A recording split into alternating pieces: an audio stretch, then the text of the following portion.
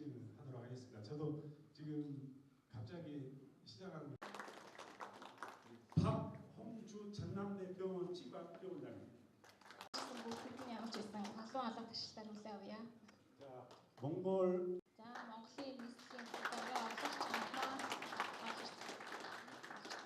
천사의 길 NGO 단체 몽골 대표이신 몽골 한국 대사님은 지금 지역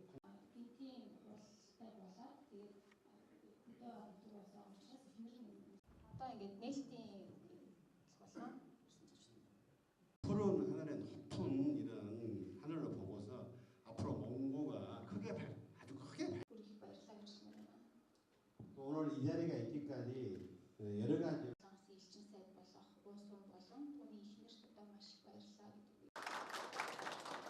앞으로 저희들 그 광주 진료소 운영하는 데 있어서 크게 도움이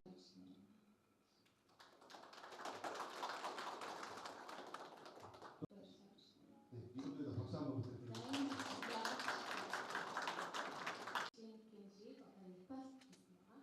오늘 제3진료소를 모든 분들께 다시 한번 감사드리면서 항상 건강하시고 좋은 일만 가득하길. Энэ ажлуудыг нийслэлийн цэцэрлэгийн камерын газартай хамтран зохион байгуулж байгаа. Энэ ажлуудад нийслэлийн өдөртөгт хоёр ах トゥ хамтын ажиллагаатай хотууд болсон. 1년 반 전에 болсон ингээд 10 байгууллагын нэрээр маш олон хүний хүч зүтгэл энэ зүйл маш том тусламж юм аа.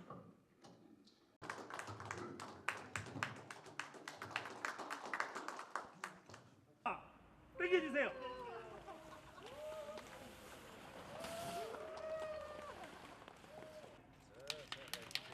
잠시만 기다려주시겠습니다.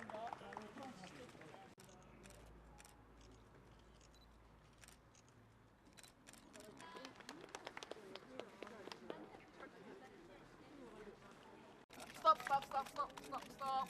Hold on. That's okay.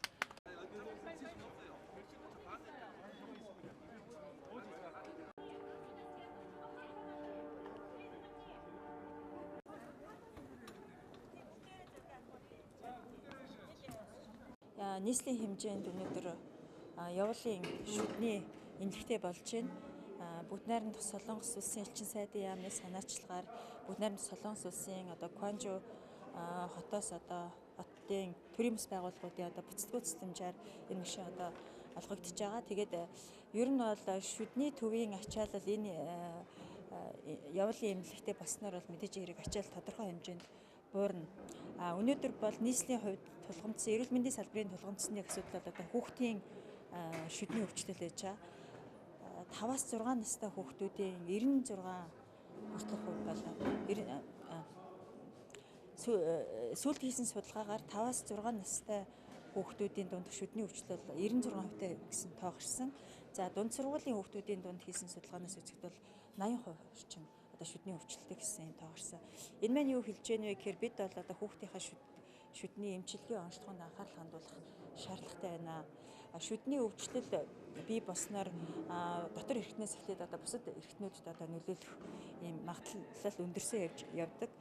Нийслэлийн захын болон алсагдсан дүүргийн хүүхдүүд ялангуяа ядуурл ихтэй дүүргийн хүүхдүүд бол шүдний тусламж үйлчилгээ авахд бол хүндрэлтэй байж байгаа. Нийслэл бол ганцхан шүдний төвтэй.